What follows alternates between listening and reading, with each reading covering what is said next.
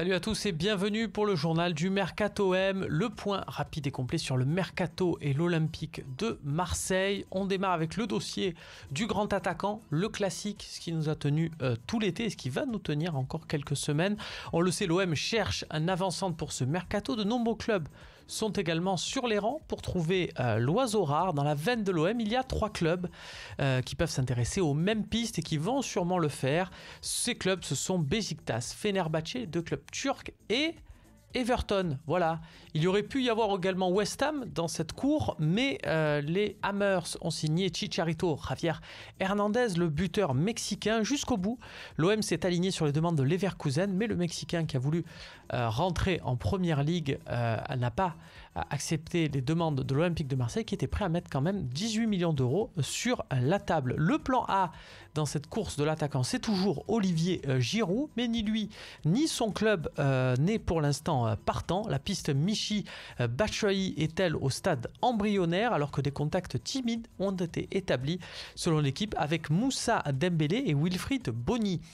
Nicolas Kalinic, on en parle beaucoup aussi, sachez lui qu'il est vraiment dans la liste des plans A, comme Giroud.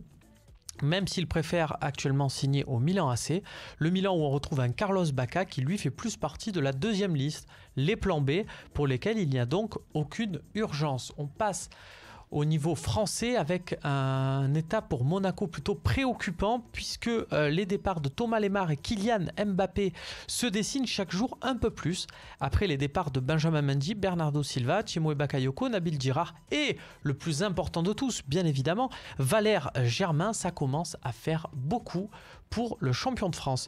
On termine ce journal du Mercato avec des nouvelles de Brandao. Et oui, l'ancien attaquant de l'Olympique de Marseille joue toujours au foot et il a signé pour 1 an à Levadiakos en Grèce, le nouveau club de José Anigo et Bernard Rodriguez. Sinisa Mihailovic a fixé lui la barre du transfert pour Andrea Bellotti.